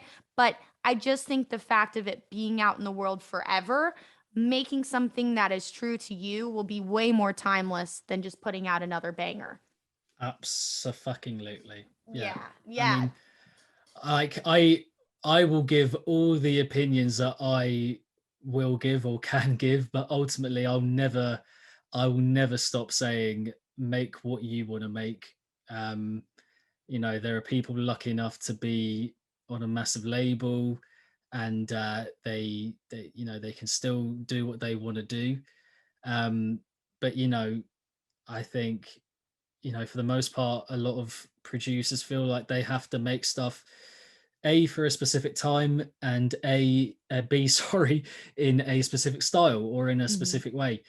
I'm saying, you know, please just do what you want. Otherwise, you're not fulfilling yourself. You're not getting that, you know, enrichment from the process, which is why you started doing it in the first place. So don't forget, you know, you always want to be further down the line, and more followers, more listeners, more money, more shows, all of this kind of stuff. Don't forego that passion that you had, that eagerness, that desire for making what you want to make when you started out.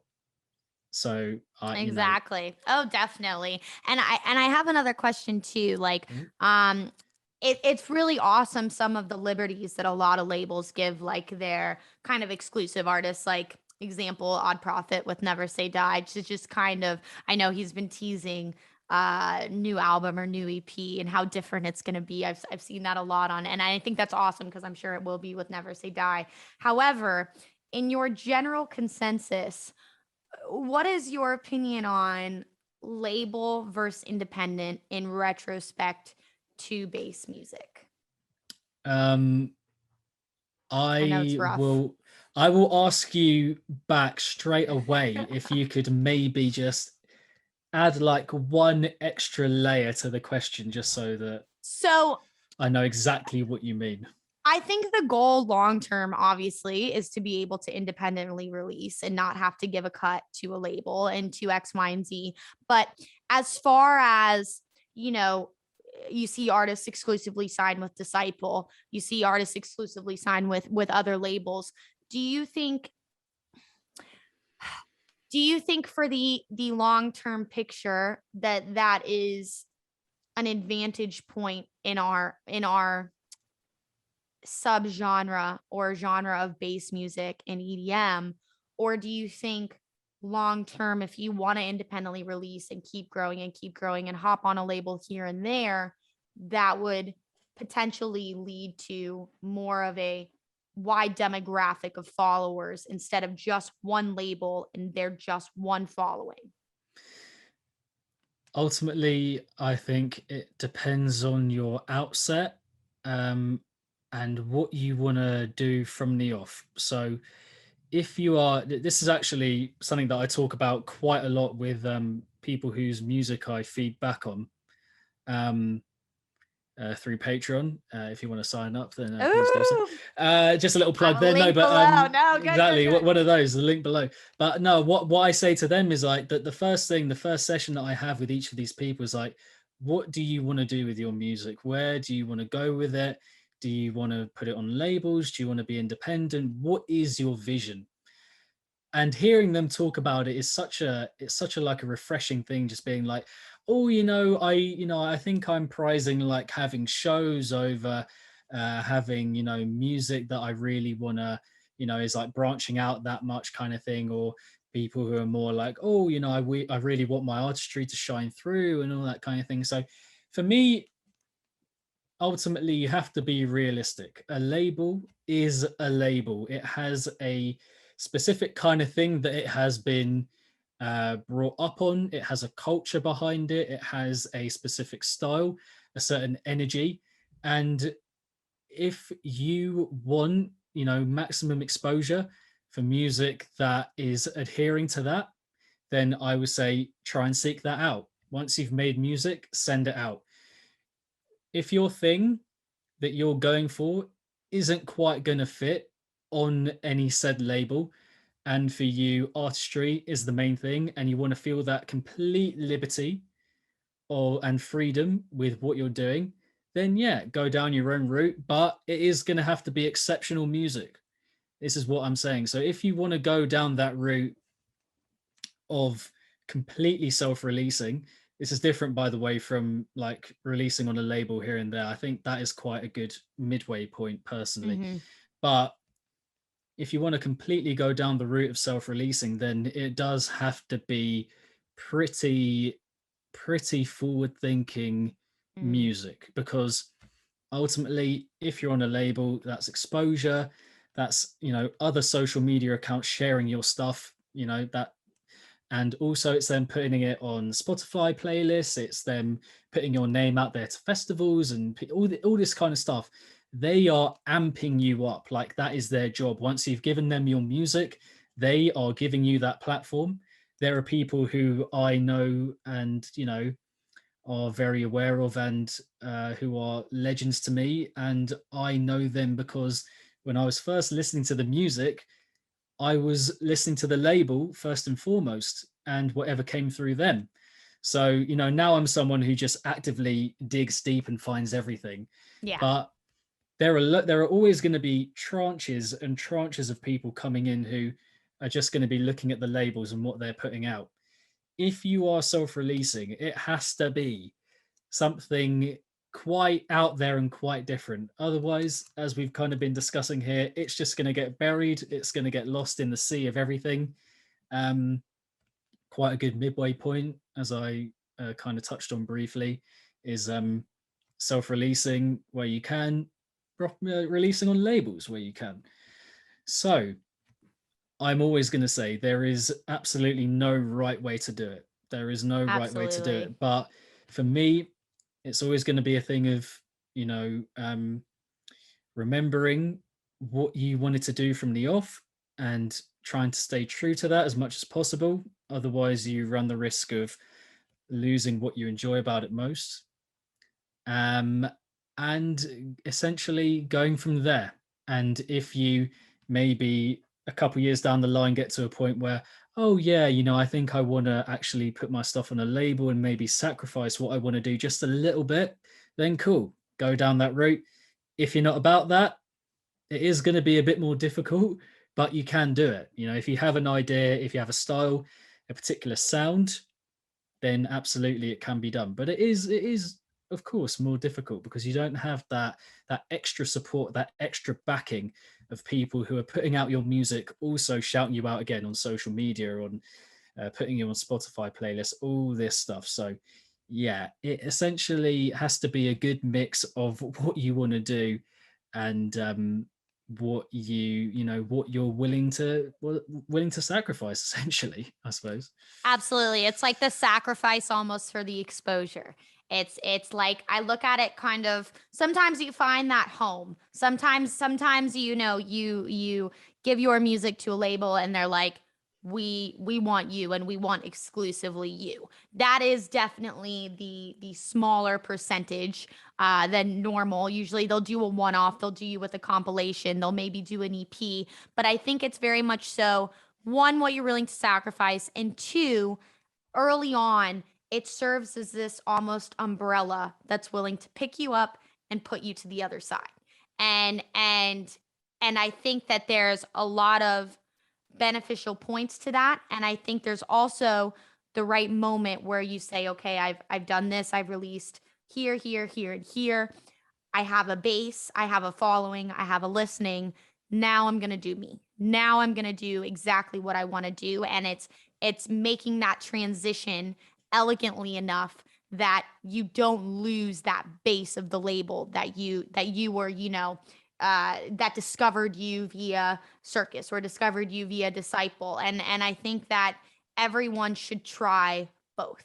I think that's what I think, mostly. Sometimes I see people just one off, go here, do a remix, they're on the label, they sign the contract, and it's a lot. It's sometimes I think, the speed of like the industry gets underneath you, and you have to think like a lot of people, you know, if you, not necessarily as a hobby, but I see sometimes people have different goals, just like there's no A to Z step to do this correctly. In any industry, in any creative outlet, there is no step 1 through 100 to get to where you need to go. And what I see sometimes is people, they want to be on the touring circuits, they want to be X, Y, and Z. And it's like, in that path, are you going to exist for 10 plus years? Are you going to be able to create generational wealth or create, this very sustainable living for yourself by doing it that way? Maybe not. But if you have a 3 to 5 year, 3 to 8 year trajectory, you could totally do it. Do the production, get where you need to go, play as support. But if you want to be a headliner, I feel like it's so much more of a long process to kind of build your house of bricks instead of straw. And I think we see both. I think we see both all the time. But I just wanted to hear your take on it, because I think everybody thinks a little bit differently. But that's the general consensus that I hear is that, the end goal is to do independent. However, these labels provide you with a platform of cushion that's a lot friendlier of a deal than working with somebody like Sony or Warner or any of the big time labels, where you very much so are signing away a lot of your life. And Everything, essentially. Like, yeah, I look at just to bring her into the mix, I look at Taylor Swift right now. All of her masters were underneath her past label manager, owned all the rights to her masters, and she just released 50 songs that were Taylor extended cuts that are basically the same songs, but that's so she can own the rights to those songs. And through a re-release though. So like all of those listens have to be re-listened to everything that she released before. She doesn't make a cent off of. And that's why I feel like it's so important. Even though you're just a dubstep producer, like you got to have somebody who knows what they're doing, looking over your contracts and looking over, the things that you're signing, because you have no idea. And that's where I think understanding that the importance of having a team that knows what they're doing, and you have to know your strong points, and you have to know your weak points of where you got to give the cap to someone else to say, okay, like this is a red flag, this is a red flag, X, Y, and Z. Because as many wonderful individuals I've met in this industry, there are also quite a bunch of people who have no idea what the fuck they're doing. And when you get someone who's naive and eager, a lot of times that can lead to long-term ramifications that are very unfortunate. So, yeah. yeah, Yeah. absolutely. I've heard some horror stories in and out of EDM that are just quite the ordeal, and I hope that some people, whether you're listening to one of your favorite artists talk, or you're listening to this podcast, or you're listening to whatever, understand that at the end of the day, this is such an amazing industry to work in, but it is a business, and there are, business back ends to it that can make things quite complicated. And a lot of artists do not think with a business mindset, and that's why we're artists, that's why we're creators. But there are people to come in and do the right job there. And I know even with YouTube, you get to a certain point where, you're really able to monetize things correctly. And I know that becomes a slippery slope sometimes as well. So what I wanted to kind of dive into, I know we've been talking for a while. Are you still okay to talk? Is that okay? I'm around. Okay, I'm good to go. Perfect. No, I love it because when I was doing the live series, this is what I was doing throughout COVID. If I do the live series, it's like, we're at a festival, people have stuff to do, da da da. But I love the open-ended conversations because this is where I feel like people can really learn, take away things, all of that stuff. When you're looking for music predominantly, now that you say you've got kind of 4,000, 5,000 artists you're keeping tabs on, are you someone who you really go through everything, or where is your go-to place to find the more niche up and coming artists that you've been covering lately on your channels? So I my my phone screen time is bad. Okay. Oh no. It is bad. Okay. And that's before we've got onto my computer screen time. This is me, right? Every day scrolling through Twitter looking for announcements, doing the same with Instagram. Facebook used to be, okay for that, but now Facebook is like just it anyway, but that's another conversation for another time. But essentially, every day I am just going through Twitter, Instagram, looking for announcements. I go on SoundCloud like maybe 4 or 5 days out of a given week for about 3 hours, just finding new stuff. When it comes to Monday, and I'm doing tracks of the week, I've got a document of labels, and I go through every single label on that Monday. I go to every SoundCloud page and I check to see if something new's come out. So then I will like it, save it up, and then listen to it pretty much all in that day. But yeah, I think for me the main things are definitely SoundCloud, and then announcements from social media, Bandcamp. What else is there? I love Bandcamp. Bandcamp's great. Bandcamp Actually, is awesome. yeah. It's an incredible thing. But yeah, I mean, I kind of halfway through the first year of doing what I'm doing, I just kind of became aware of the fact that I can't get to the end of a given year and give, my top 50 tracks of the year or my top 20 EPs of the year and not have checked out everything that I could have. So Mhm. now I'm like, I had this kind of epiphany, this kind of switch on moment where I was like, damn, like, okay, so there's dubstep, there's trap. I've got that kind of locked down, but there's also like house, and there's drum and bass, and there's complextro, and there's glitch hop, and there's breakcore, and there's, so I'm like, wow, okay, I need to find these labels right now. I need to get digging.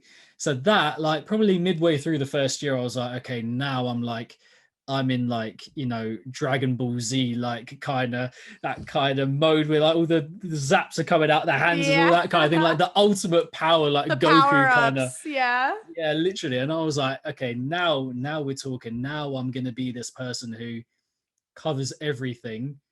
Well, not covers everything on the channel, but listens to everything at least, considers everything, and has that kind of overview perspective, and just take on everything that's happening in this scene and all the genres that are incorporated in that. But yeah, I mean, my kind of going back to what I said right at the start of this answer, like my phone time is mad. My phone screen time is mad just because, I can't yeah, imagine. I mean, the Twitter is pretty constantly open, just looking for stuff. And it's not just, announcements and releases and stuff, but it's also finding topics to talk about. It's not often that there is like a thing that shines through that I'm like, it's just perfect for discussing on the channel. But every now and then there'll be a thing that people are talking about, and it's just like, right, I have to discuss this on the channel and get like a very definite community and space for people to discuss this and what they think and whatnot. So it's a lot, basically. That is a lot. Is what I'm trying to say. And if you think about the amount of labels covering all these different genres, that every Monday I can't even. Yeah. I'm going through every single one, and I'm getting through, well, I mean, a few days before in that given week, well, the week before, I found most of the stuff, but that's for like, you know, finding all the little gems that people might not have heard of, and that, yeah, it's a lot, but you know, that I'm doing it because I love it. That's the passion burning through. That is like, I want to find those gems and I want to show them to people, and I want them to be like, oh shit, like you showed me this artist and blah blah blah. Now I'm gonna see them at Lost Lands or whatever, and it's because you showed me them.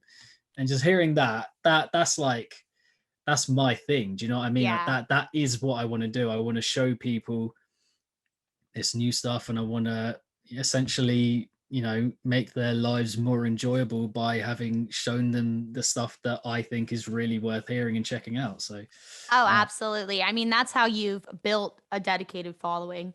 By the I say this all the time. It doesn't matter what you're doing. It's just, if you're we're very fortunate to not a lot of people get to live their passion as their way of income. And I think that's where we are in a very fortunate step, but or position. However, with that, you know, I feel like sometimes our work days are non-existent. We're always thinking, we're always making notes, we're always going back, we're always checking our phone, you for sure. know.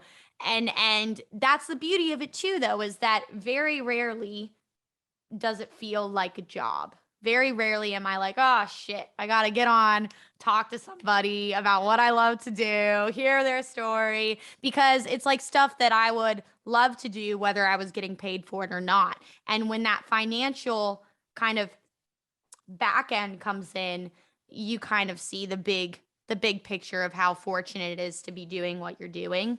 And that's the cool part, you know, but it is a lot of time, and it's a lot of sacrifice, I think, sometimes, of personal relationships and friendships and you know, all of that back end. But what I found is if you can keep your circle close as well, I've found lovely people who exist in this industry who I call, you know, really good friends now. And I think that that is, you know, once you filter through, I've met most people who have lifelong friends that also do this. So it's very cool. And you know, whether YouTube reviewer, podcast host, artist, we're all very fortunate to be in this position. Before I let you go, what I did want to ask is, you know, uh, Mr. Acclaimed Nawtystep, who are some first, wait, before I asked you the question, how did you come up with the name? I meant to ask this in the first 5 minutes, and then I need to know before I let you go. That's a good question.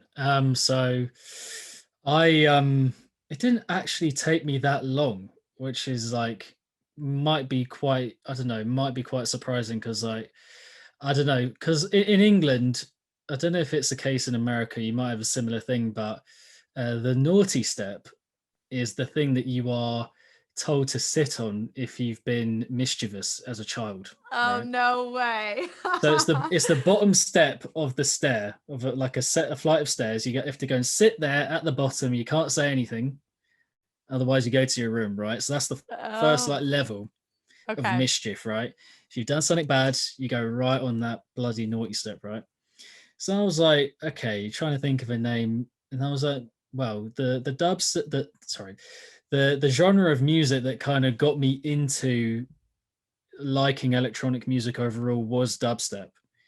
So then from there, I'm just trying to think of like a something, like a phrase or something to do with like step or something. And I was like, oh, okay, naughty step. How could I maybe make that work? Well, in the UK, if you're listening to bass music, if you hear something that is like mad, you go, that is proper naughty. That is naughty. So that was like naughty step. Yeah, I can make that work. So now I'm like, okay, the music that I listen to and love, if I love it, it's fucking naughty, right? So I'm like, okay, naughty step. It's naughty. The bass is naughty. So yeah, I'm just gonna put two and two together, but I'm not gonna have it spelled like you would usually spell it. I'm just gonna put a W in there because, you know, that just makes it like extra naughty. Do you know what I mean? So Yes, that's that honestly is perfect. like the W is so perfect for like how British people pronounce naughty when they're like loving a song. They're like, Yeah. oh mate, that song is fucking naughty. Like, Yeah. have you seen the clip of the British school children in it's like it's a load of boys in the toilet and they're listening to drum and bass and they're all just going off Oh like that. yeah, I think UKF actually posted that at one point on their reels or whatever. But yes, that honestly works pretty fucking well for what you do. That's hats off to you. Usually doesn't work. Those that kids, well. right? Those kids, that is me when I was 15, 16 years old, hearing fucking Scary Monsters and Nice Sprites for the first time. It's like Oh my god, mind blown. I was like, oi mate, like, oi, check this out. Like, you're not gonna believe what I've just fucking heard. Like, no, like I had a bit more of a not Cockney, that's a bit far, but I had a bit more of a classic London kind of accent when I was younger. Mhm. So I'd just be thinking, oh mate, you're never gonna believe what I've just heard. It's unbelievable.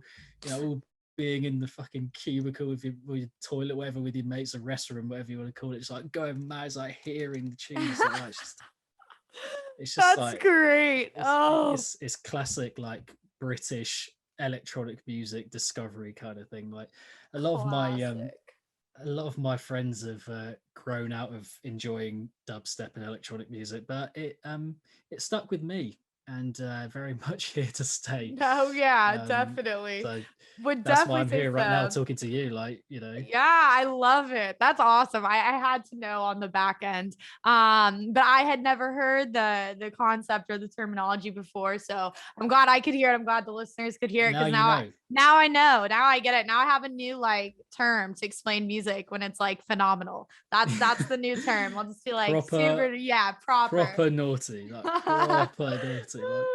No, that's wonderful. Before I let you go, could you do it in an English accent? Could you do like it's hard because when I listen to accents from overseas, British, whatever, I want to like cater my voice to that accent. So I feel like as we have the conversation, I'm like, don't try and start talking in a British accent. Don't do it. So it'd be Nawtystep, right? So I'd be like, that's super naughty. Nawtystep. Yeah. Yeah, there we go. I feel like I sound more country than I ever have in my whole life. Nawtystep. Just make sure you say proper, like not super, just say proper, like proper naughty, like just proper. Even if it's proper, it has to be proper, like proper with an A at the end or an A and an H, it's like proper naughty.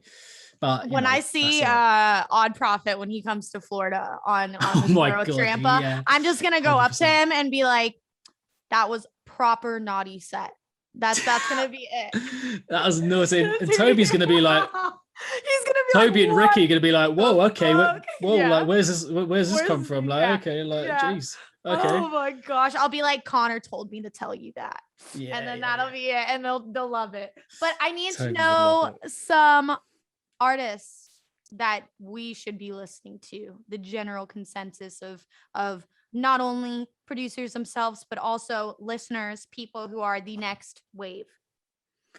What genre? Give me if you give me a couple genres, I could give a few within.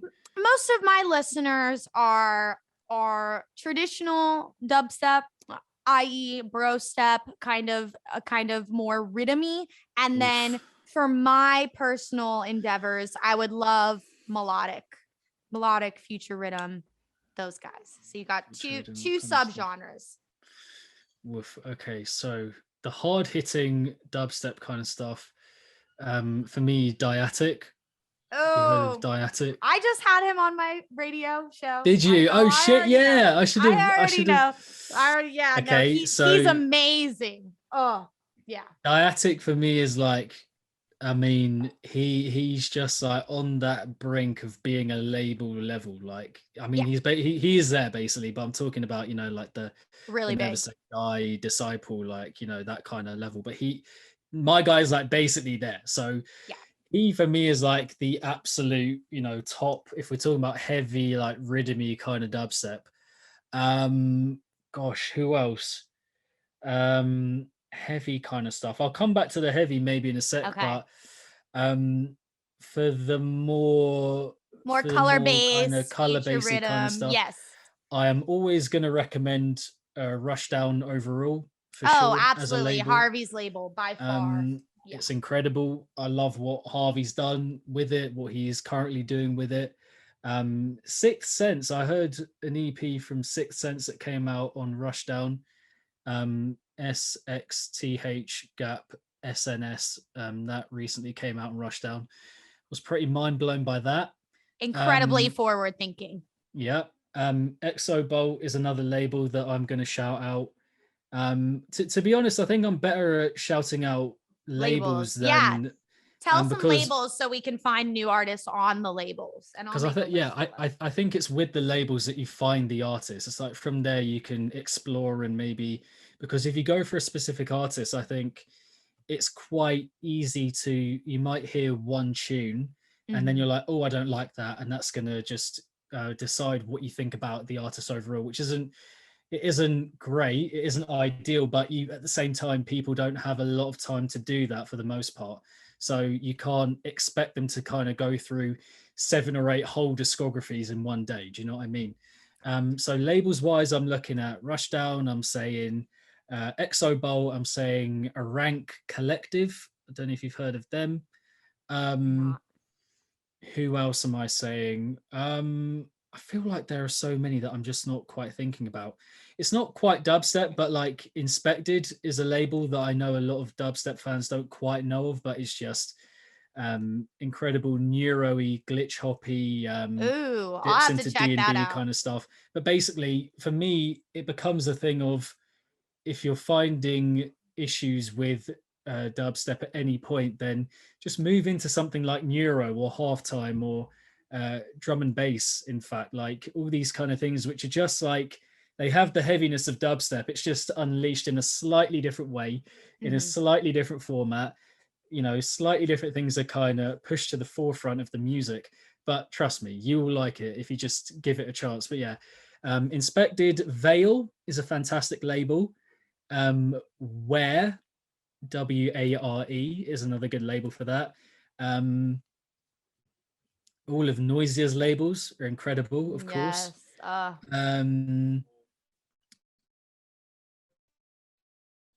Wise, I did actually just think of someone called Aura Moon, which is one word. Aura and then Moon straight after it.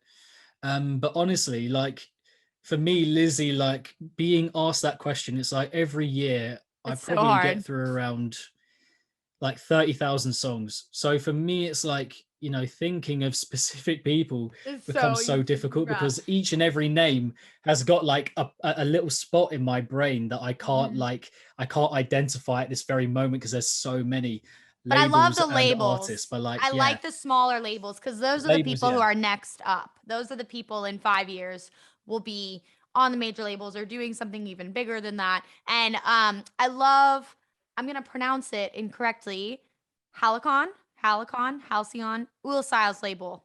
Halcyon. Okay, there we go. I love that label too. That's how I came across Trinergy and some of those guys who I'm very fond of. Trinergy, awesome. the GOAT. I mean, Trinergy is incredible. Trinergy is incredible.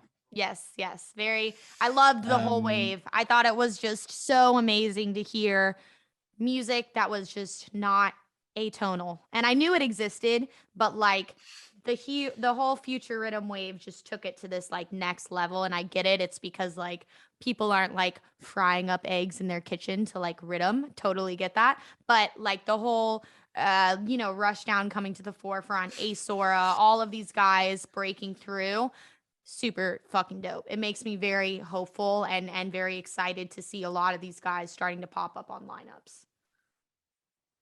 Absolutely. Yes. Completely and wholeheartedly agree. I am just also going to say I'm going to mention Euphorian, who just dropped the maddest EP on Never Say Die. I'm going to mention ACN as well. These are just artists who are like slowly coming to mind, but ACN, ACYAN, this guy is going to put out music that will, like, I've been feeding back on his music, right? I'm like, I have to admit, it was the first time where I was taken aback. I was a bit gobsmacked. I was like, what on earth? What is going on here? So it is so rare, like, that I have that experience. So him, look out for ACN, and also someone called Cadafox, which is Cadofox. So yeah, those are a few more that I would give and Awesome. recommend for sure. Amazing. Thank you. I always ask that at the end. Take it with a grain of salt. I mean, I'll be excited to check a few of them out. I'll link the labels below. But I just wanted to thank you, Connor, for coming on today. I'm really glad we had to, have this open-ended conversation. I've been, I value your opinion highly. I think it's really cool to be able to. I'm along the same lines with a lot of artists in the, little niche community who really, think a lot of your videos, and I'm glad you could come on here and speak to me, and I really appreciate it. I'm going to link all of your stuff below, and I'll be looking forward to the change on your channel, and yeah, that's about it. Sick.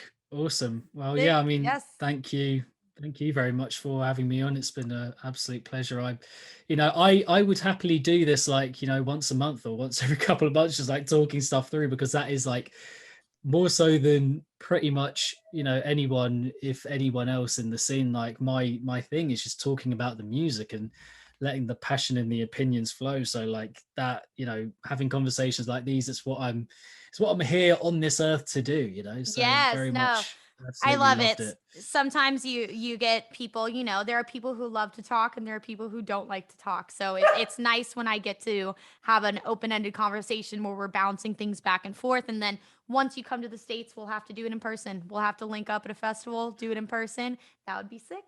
That'd be really sick. I would love Well, that. at the moment, unfortunately, UK citizens can't go Oh, to the I US, know. whilst you guys can come here, and I'm really upset about that right now. I won't tell you why I'm upset about that, but I really would love to go to the US for a certain something that's coming up, and like at the moment I can't. So that Ugh. absolutely I sucks. can't even imagine. Well, hopefully these problems will be solved sooner than later. This is my daily reminder to do the right thing, and if you're feeling sick, stay home, get commonly tested, get the vaccine so we can all exist and listen to live music. That would be wonderful. So but I'm going to let There you we go. go. Thank you, Connor. I'm going to just stop recording real quick. All right. Thank you guys. Thanks everybody for listening. Have a good one.